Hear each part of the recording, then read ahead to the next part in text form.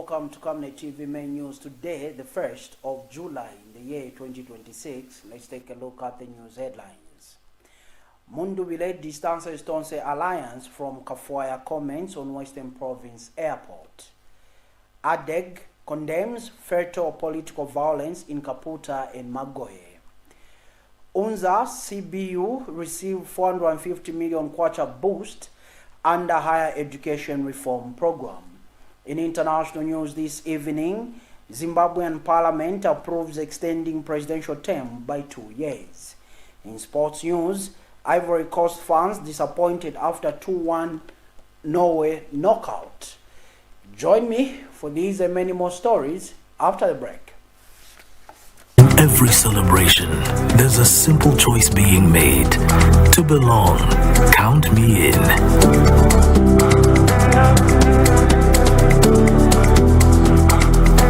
Moments of love and promises for tomorrow, count me in.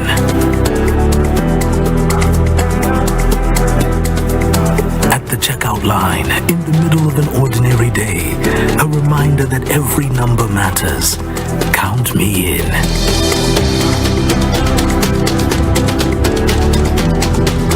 Across our communities, our streets, the same message finds us. Count me in.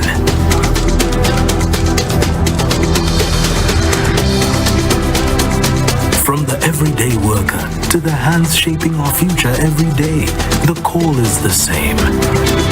Count me in.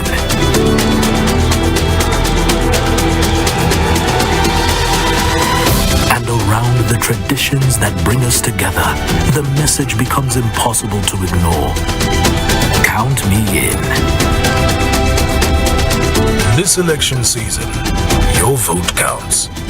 Get your NRSC and voters card ready. Count me in.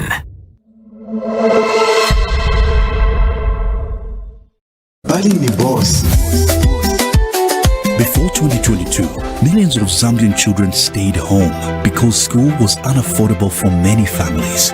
Today, things are much better. No more tuition fees, no more PTA fees, and no more examination fees. More than 2.5 million children are back in class across the country. Schools are feeding our children and classrooms are full again. And with the Enhanced Constituency Development Fund, more classrooms are being built, more desks are being made, more teachers are being hired. Because Bali cares. He has delivered this for all children across Zambia. Because free education is not just a policy. It is a promise to every Zambian child, a promise that poverty will not decide their future. A promise delivered. On the 13th of August 2026, vote for Hakainde Hichilema as President of the Republic of Zambia. And let's continue to move Zambia forward together. Camnet TV main news showing on the following platforms: Topstar Channel 106, QTV app, CanStream app, streaming live on Facebook and YouTube. With the main news in detail, I'm Tapelo Jones Mata. National Reconciliation Party for Unity and Prosperity NRPUP presidential candidate Brian MUNDUBILE has distanced the TONSE alliance from remarks made by Alliance Chairperson for Finance Mutoto KAFWAYA, suggesting that Western Province does not need an international airport, insisting that the alliance remains committed to equitable development across Zambia. In a statement addressing concerns raised by the Barotse Royal Establishment, BRE, Mr. MUNDUBILE said Mr. KAFWAYA's comments reflected his personal views and not the official position of either the NRPUP or the TONSE alliance. He disclosed that Mr. KAFWAYA had already apologized for the remarks and that a written apology unconditionally withdrawing the statement was forthcoming. Mr. MUNDUBILE thanked the BRE for providing an opportunity for the party to clarify its position, describing the move as a demonstration of the royal establishment's commitment to dialogue and respect for differing views. He assured the people of Barotseland that no member of the TONSE alliance would campaign on a platform that seeks to deny development to any part of the country. The presidential candidate said residents of Barotseland, like many Zambians, had grown weary of unfulfilled development promises made by successful governments. He cited stalled projects such as the proposed King Lewanika University and a promised stadium, both of which have yet to materialize despite previous commitments. Mr. Mundubile also criticized what he described as years of unmade promises to the people of Barotseland and referred to past statements by national leaders that he said had deepened frustrations in the region. He urged citizens not to judge all political leaders by the failures of previous administrations and appealed for an opportunity to earn public trust. Mr. Mundubile said an NRPUP-led government would pursue a program of national reconciliation, unity, and economic development anchored on agriculture and the sustainable utilization of Zambia's mineral resources.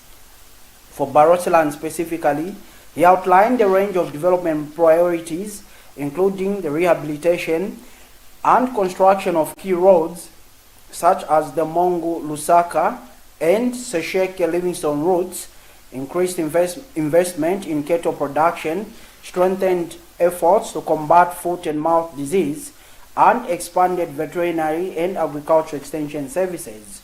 He also pledged to improve education standards in the region through the construction of additional secondary schools and the recruitment of teachers familiar with local languages and culture. On infrastructure, Mr. Mundubile committed to upgrading Kalabu and Mongo airports and said his party would engage the BRE to identify and agree on priority development projects for the region. He said the alliance's vision was to transform both Barotseland and Zambia through inclusive development and stronger partnerships with traditional leadership. Mr. Mundubile said he looked forward to presenting his broader policy agenda to the people of Barotseland during the campaign period allocated to the region.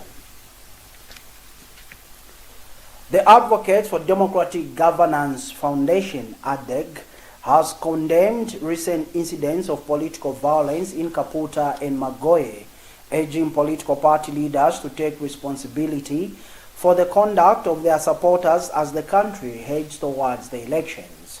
In a statement issued on Tuesday to Camnet News, ADEG Executive Director Gideon Musonda described the violence as a threat to Zambia's democratic values and called for stronger action to prevent further loss of life and intimidation during campaign activities. Mr. Musonda cited the killing of a United Party for National Development UPND supporter in KAPUTA district and the death of a driver for an independent candidate in MAGOYE, Mazabuka district, an incident that remains under investigation by the Zambia police.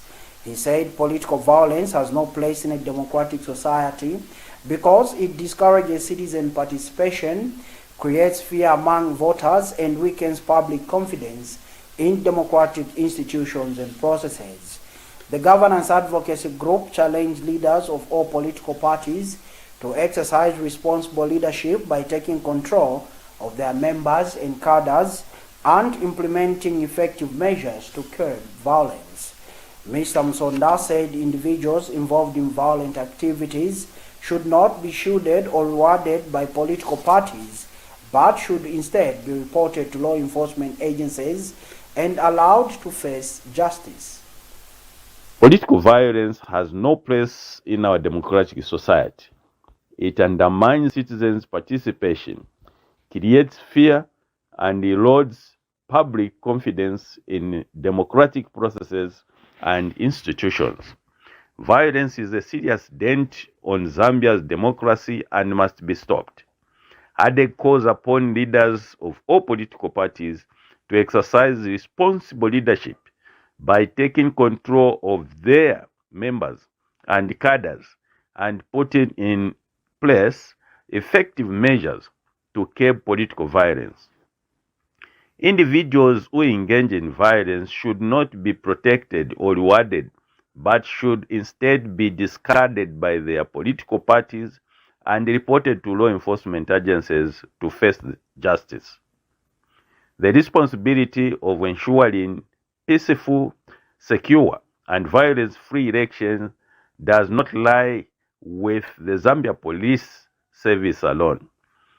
It is a collective responsibility of political parties, candidates, civil society organizations, traditional leaders, and religious leaders, the media, and citizens themselves.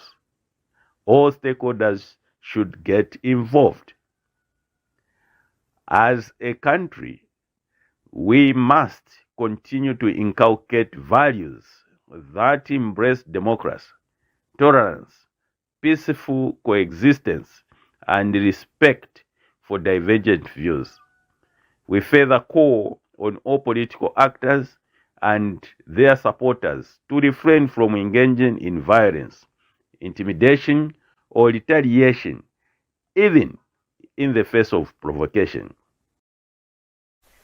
Government has released 450 million kwacha to settle outstanding pension and gratuity obligations at the University of Zambia, UNZA, and the Copperbelt University, CBU, as part of a broader reform program aimed at restoring financial stability and improving the country's public universities.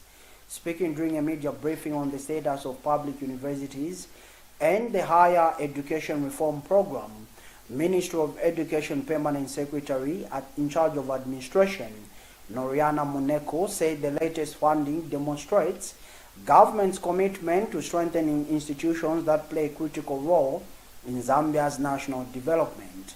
Mrs. Muneko said the funds will be used to clear long-standing personnel obligations, with 88 million kwacha allocated to settle all outstanding pension and gratuity payments for retirees at CBU. She said UNZA has been allocated 225 million kwacha to settle pension obligations for retirees covering the period 2021 to 2022. 137 million kwacha will clear gratuity obligations accumulated between 2016 and 2020.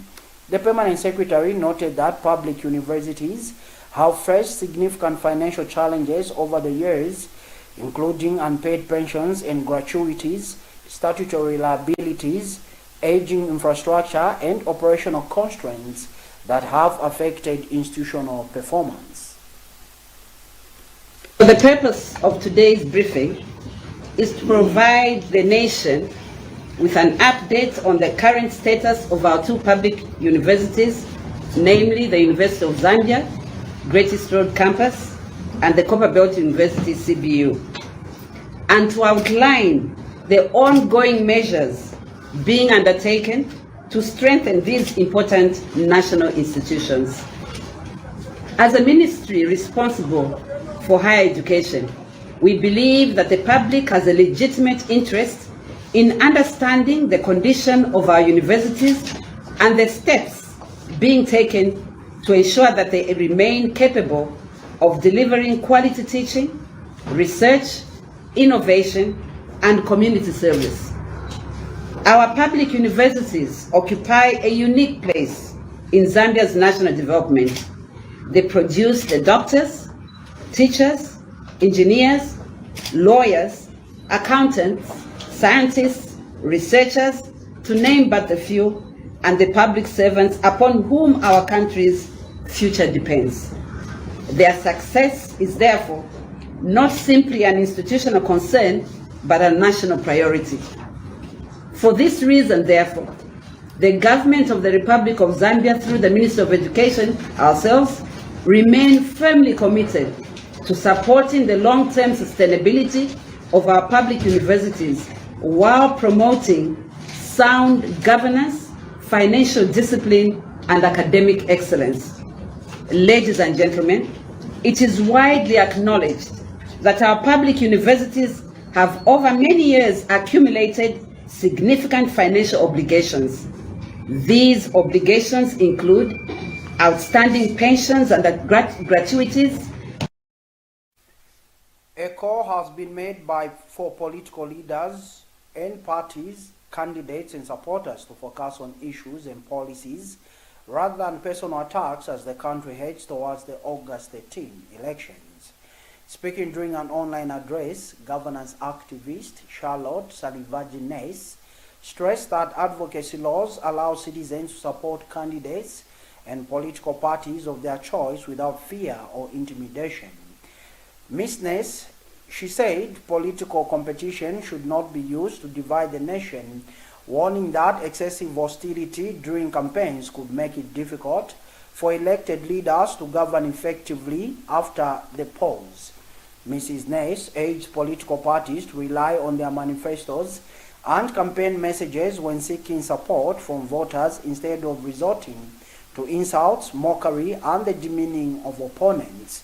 She noted that while citizens have a right to campaign for their preferred candidates, they should do so responsibly and avoid spreading falsehoods, hatred, or messages that could incite violence. Mrs. Ness further reminded voters that elections are an opportunity to choose leaders and that public debate should be centered on substance and development issues rather than personality clashes. She also expressed concern over recent incidents that have resulted in the loss of lives, paying tribute to individuals who reportedly died during the political period. She called on political players and supporters to reject violence and promote peace.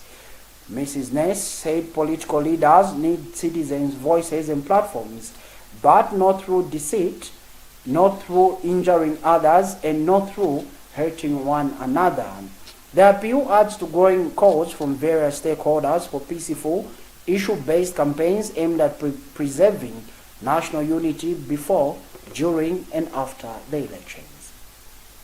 It is very difficult to govern over a split country, a divided country. Let us be very mindful. We cannot keep on setting up each other just to prove a point. Political parties have had an opportunity to prepare a campaign message, to prepare a manifesto. That is what we must use as we campaign. I want us to joke, to lighten up the moment. But the mockery must be avoided. The demeaning must be avoided. It is all right for us to differ in governance. We can disapprove of this, we can disapprove of that. As we work, as we try to convince many people to show to Zambia that this is what our candidate, our preferred candidate is all about. It is not an opportunity to dehumanize others. It is not an opportunity to break other people's souls. People are fighting so many battles, Zambia. This is the time for us to unite. This is a time for us to find purpose. This is a time for us to talk about substance.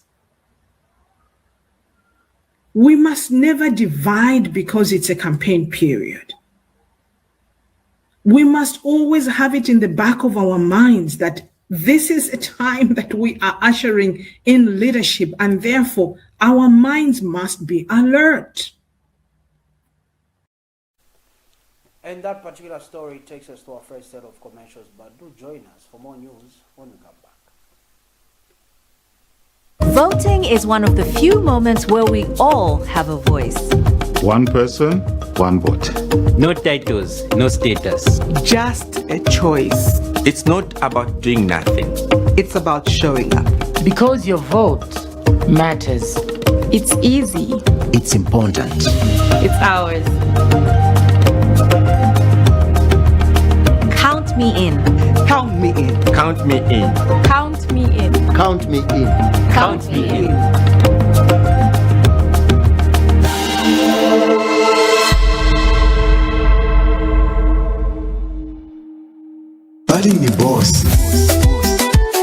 Before 2022, millions of Zambian children stayed home because school was unaffordable for many families. Today, things are much better. No more tuition fees, no more PTA fees, and no more examination fees. More than 2.5 million children are back in class across the country. Schools are feeding our children and classrooms are full again. And with the Enhanced Constituency Development Fund, more classrooms are being built, more desks are being made, more teachers are being hired. Because Bali cares. He has delivered this for all children across Zambia. Because free education is not just a policy. It is a promise to every Zambian child. A promise that poverty will not decide their future. A promise delivered. On the 13th of August 2026, vote for Hakainde Hichilema as President of the Republic of Zambia. And let's continue to move Zambia forward together. There comes a moment when ordinary ends and greatness begins. The Healing Word Ministries International proudly invites you to a powerful 5 days revival conference. Theme, Stepping into Reloaded Greatness.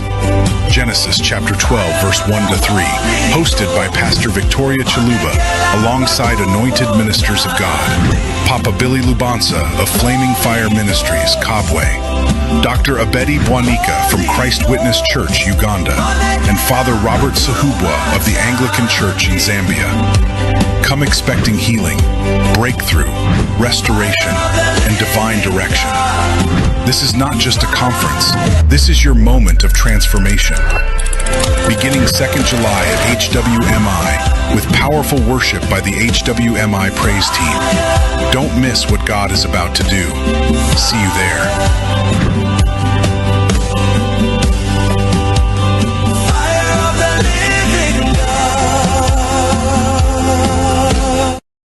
Are you looking for a reliable and efficient courier company with international standards? Then let UBZ Courier, your trusted partner in swift and secure deliveries, be your ultimate choice. Whether it's a small package or a hefty consignment, UBZ Courier handles it all, locally and internationally. Our modern call center ensures personalized attention for every client. For seamless deliveries within Zambia and beyond, trust UBZ Courier. Call us now on +260 763 062 680 or visit us at plot number 15 Mwapona Road, Woodlands, Lusaka, Zambia. UBZ Courier, a world-class brand that can be trusted. Welcome back. We continue with the main news. Papa Billy Lubanza of Kabwe's Flaming Fire Ministries has expressed optimism ahead of a 5 days conference to be held at Healing Word International Ministries in Lusaka, saying the gathering is expected to have a significant impact on the spiritual lives of believers. Speaking shortly after arriving for the conference scheduled for Thursday, 2nd June, Papa Billy Lubanza said he was grateful to God for the opportunity to meet worshippers and share teachings centered on spiritual growth and divine blessings. He described the conference as more than just a program, saying it would provide believers with an opportunity to enter a new level of spiritual understanding and experience.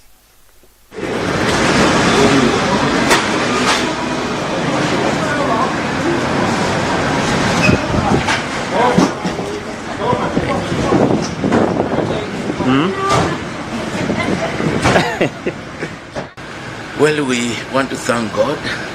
We have traveled 24 hours plus to be here. Excited, looking forward. This is going to be a conference that is going to mark one spiritual landscape. It's not a conference to miss, to be reprogrammed, to enter new level, moving into the Abrahamic blessing.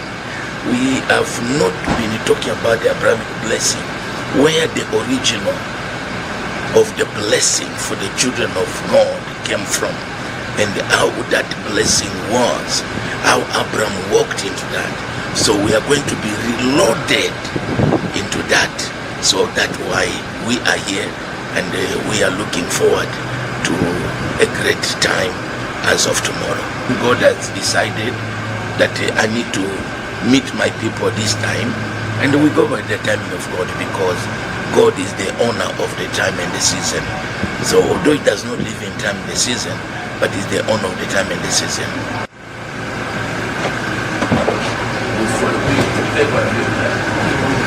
Yeah, that's right.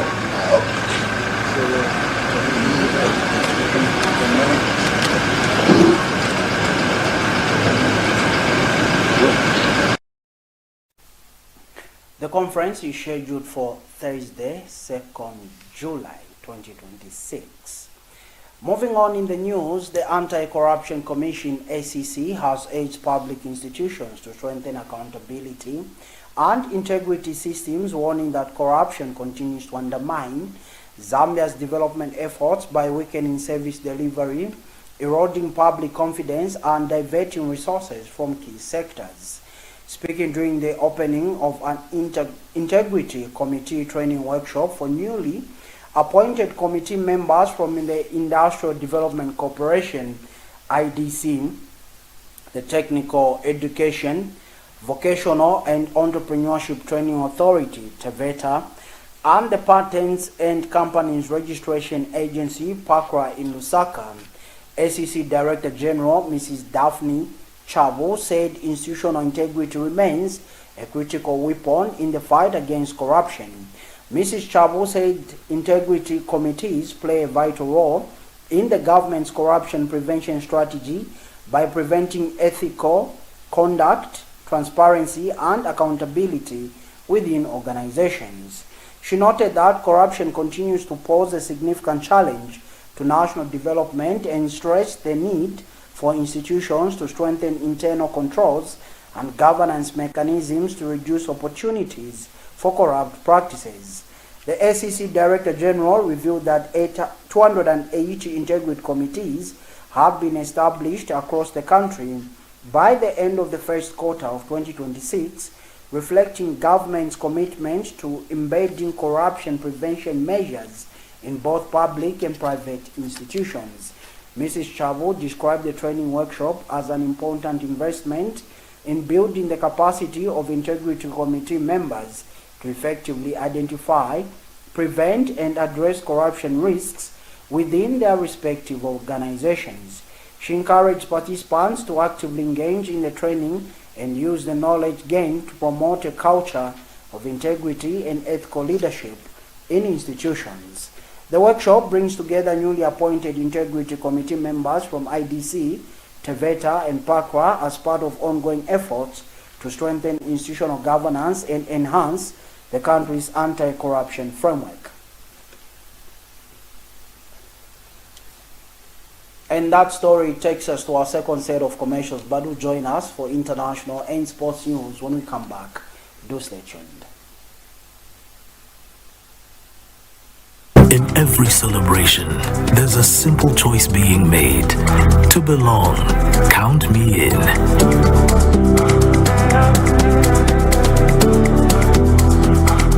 In moments of love and promises for tomorrow, count me in.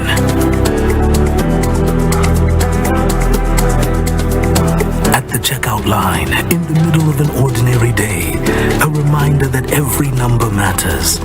Count me in.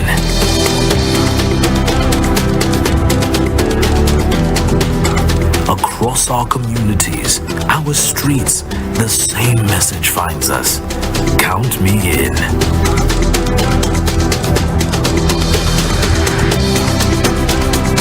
From the everyday worker to the hands shaping our future every day, the call is the same. Count me in.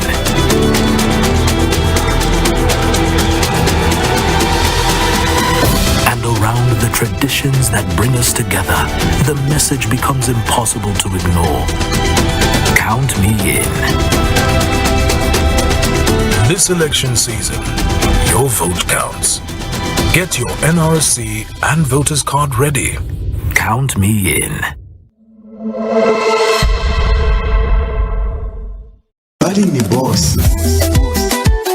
Before 2022, millions of Zambian children stayed home because school was unaffordable for many families. Today, things are much better. No more tuition fees, no more PTA fees, and no more examination fees. More than 2.5 million children are back in class across the country. Schools are feeding our children and classrooms are full again. And with the enhanced Constituency Development Fund, more classrooms are being built, more desks are being made, more teachers are being hired. Because Bali cares. He has delivered this for all children across Zambia. Because free education is not just a policy. It is a promise to every Zambian child. A promise that poverty will not decide their future. A promise delivered. On the 13th of August 2026, vote for Hakainde Hichilema as President of the Republic of Zambia. And let's continue to move Zambia forward together.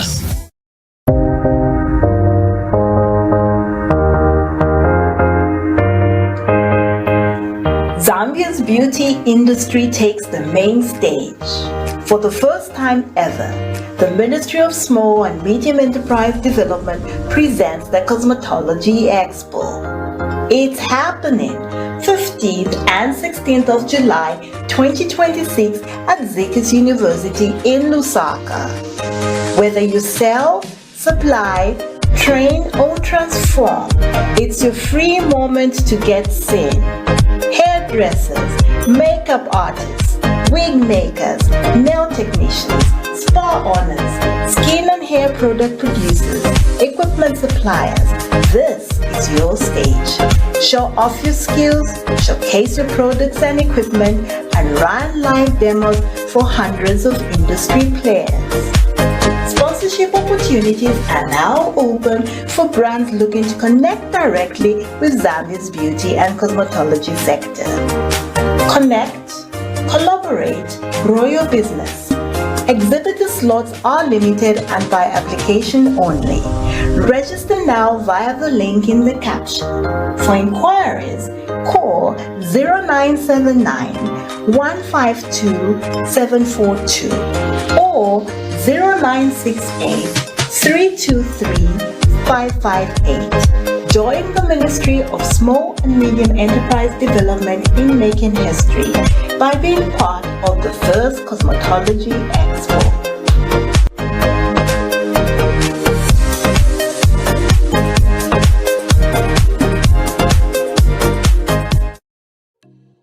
Enjoy the benefits of an instant loan with us ranging from 1,000 kwacha to 750,000 kwacha paid express once collateral is viewed, valued and verified. Call us on 0763 595 359 or 0779 432 993. Classified Financial Express, here as your financial friend.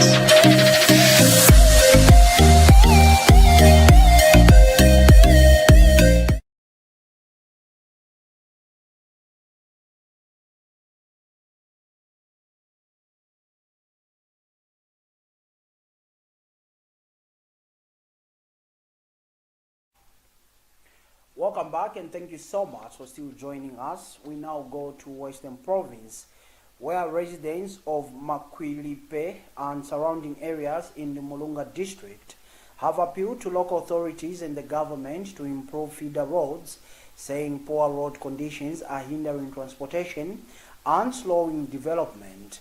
The residents complain that many of the roads serving their communities are heavily covered with sand, making it difficult for people to travel and transport goods to markets. Speaking in the Mulunga district, resident Joyce Lifwembu of Usha area said the poor state of the feeder roads has become a major obstacle to economic activities and community development. Ms. Lifwembu urged the government to rehabilitate the roads, stating that the sandy conditions make movement difficult for both residents and traders. She said improved road infrastructure would ease transportation challenges and support local businesses by providing better access to markets.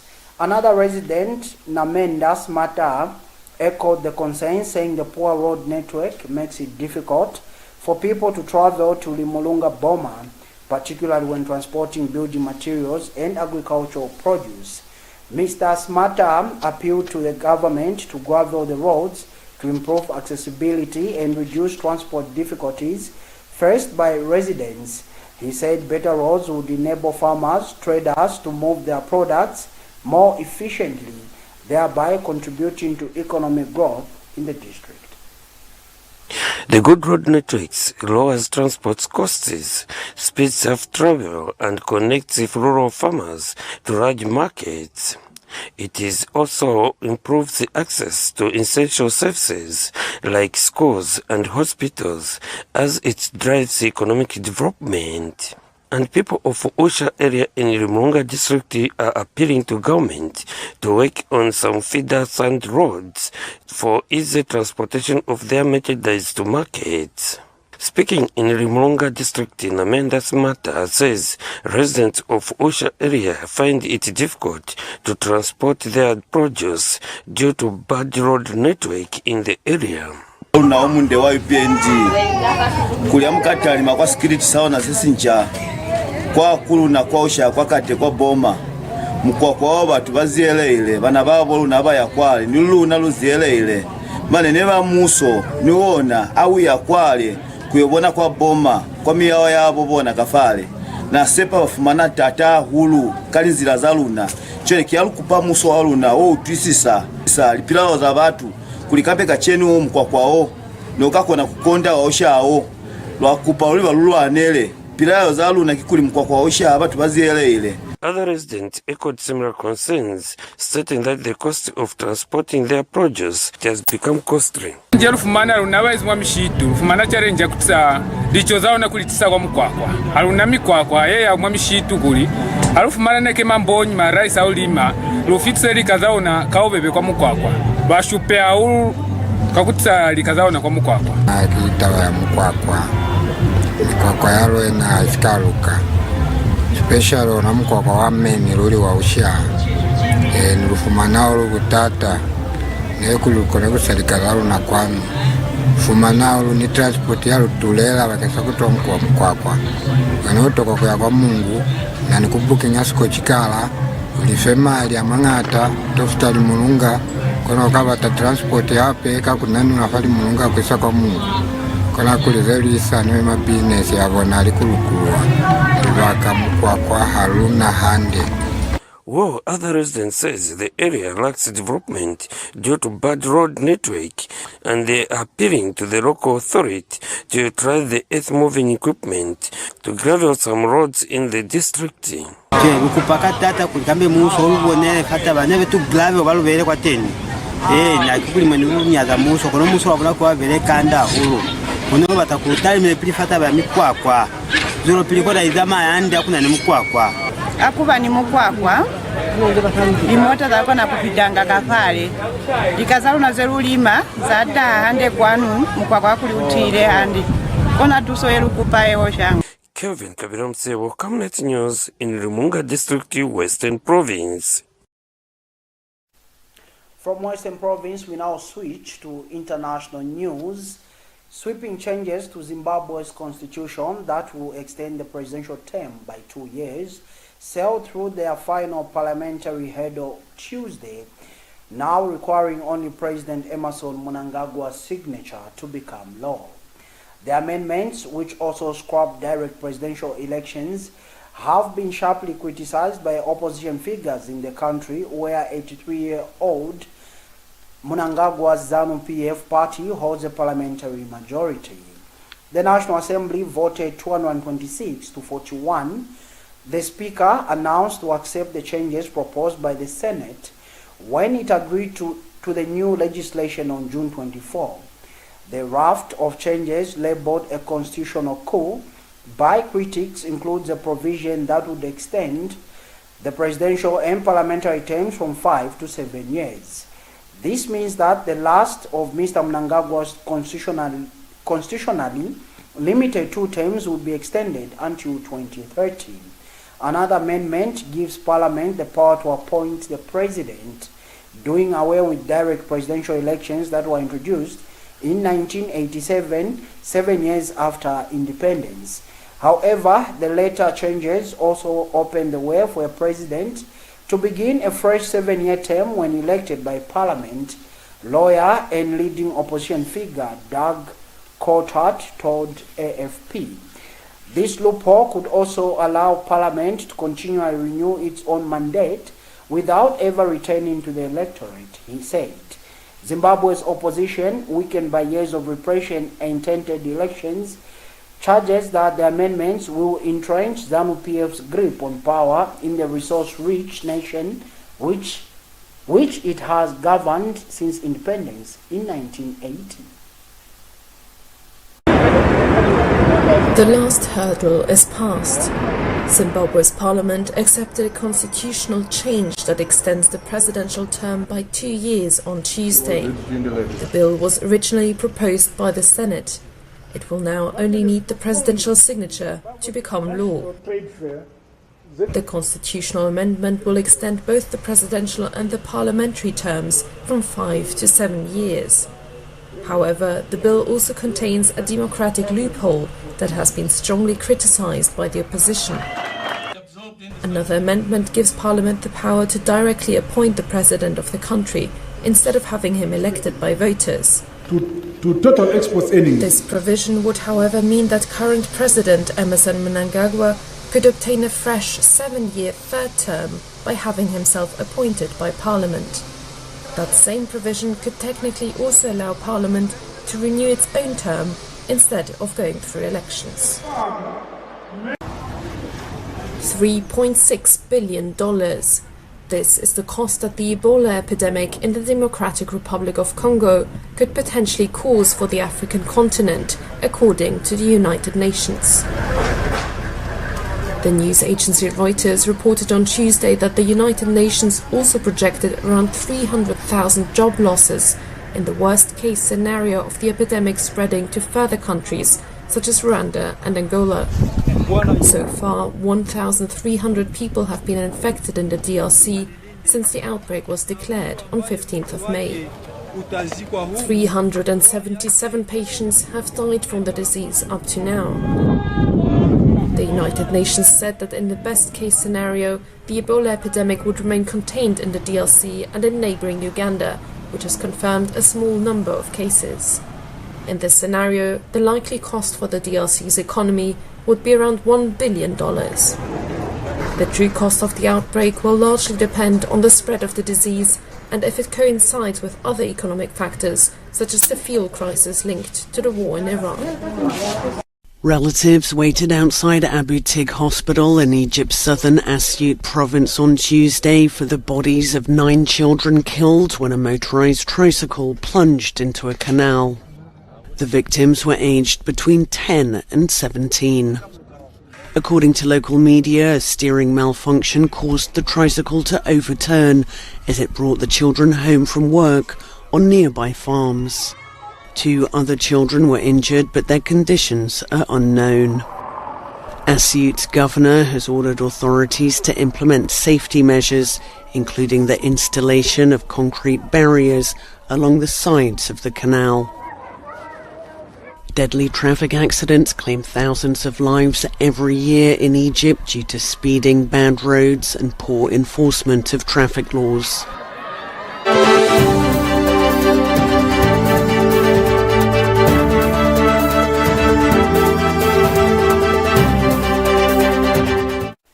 And finally, in sports news this evening, fans of the Ivory Coast soccer team gathered on Tuesday in Abidjan, the capital of Ivory Coast, to watch their team play against Haaland's Norway. But a slight tap from Haaland's left foot in the 86th minute was the difference, as Norway beat Ivory Coast 2-1 on Tuesday. Antonio Nusa scored the opening goal in the first half with a curling kick for Norway, which in its 4th World Cup will next play in the round of 16 against Brazil on Sunday at MetLife Stadium in East Rutherford, New Jersey. Norway is in its first World Cup since 1998 appearance, when the team got to the knockout round only after scoring goals in the 83rd and 89th minutes for an incredible 2-1 comeback win over then reigning World Cup champion Brazil in the group finale. Ahmad Diallo, who had prevented Norway from taking a 2-goal lead earlier in the second half, evened the match for Ivory Coast with a left-footed kick in the 74th minute. Even after Haaland's go-ahead goal, his Norway record 60th in 53 matches, Ivory Coast kept on pressing and had a chance to equalize with a direct free kick by Diallo in the 6th minute of stoppage time. Ojai Nyland made the leaping stop, the last of his 4 saves, when he deflected the ball away as he extended his left hand across his body. Ivory Coast goalkeeper Yahya Fofana made the diving attempt at the ball that was just beyond his extended reach, and he was still in air when he turned his head back to see the ball curl into the net. We monitored African News. The disappointment was palpable among Ivory Coast fans in Abidjan on Tuesday evening. Their team had just lost to Norway in a tense match that ended in a 2-1 win for the Scandinavian team. The Elephants' loss in the round of 32 was a hard pill to swallow for many fans. We're disappointed. We played well, but we're disappointed. It makes me sad, but we'll come back stronger soon. It didn't go well this time, but next time it will work out. To all the Elephants, we'll come back stronger in 4 years. Other fans were more critical and saw costly mistakes in the choices made by Ivory Coast's coach. We're too good to lose this game. Faye made a mistake. He made unnecessary substitutions that served no purpose. He should have let the players stay on the field and play their game. He made a mistake. Other than that, the Elephants played well, and I'm proud of them. We played well in the game. It was the substitutions that cost us. Norway is in its first World Cup since 1989. It now progresses to the round of 16 and will face Brazil on Sunday. For Ivory Coast, the hopes now lie on the next World Cup edition. And that sporting item brings us to the end of this edition of Main News on Camnet TV. But before we go, a recap of stories that made headlines. MUNDUBILE distances TONSE alliance from KAFWAYA comments on Western Province Airport. ADEG condemns fatal political violence in KAPUTA and MAGOYE. UNZA and CBU receive 450 million boost under Higher Education Reform Program. Our international headline, Zimbabwean Parliament approves extending presidential term by 2 years. Our sports headline, Ivory Coast fans disappointed after 2-1 Norway knockout. We now look at the Camnet verse for the day, coming from the book of Romans chapter 12, verse 12. It reads, rejoicing in hope, patient in tribulation, continuing instant in prayer. That ends our Bible reading, and that concludes this edition of Main News on Camnet TV. But dear viewer, do remember that Camnet TV is not just another channel. Now showing on the following platforms: Topstar, channel 106, QTV app, Kenstream app, streaming live on Facebook and YouTube. On behalf of the entire production team, I'm Tapelo Joe Smarter. Good evening and God bless.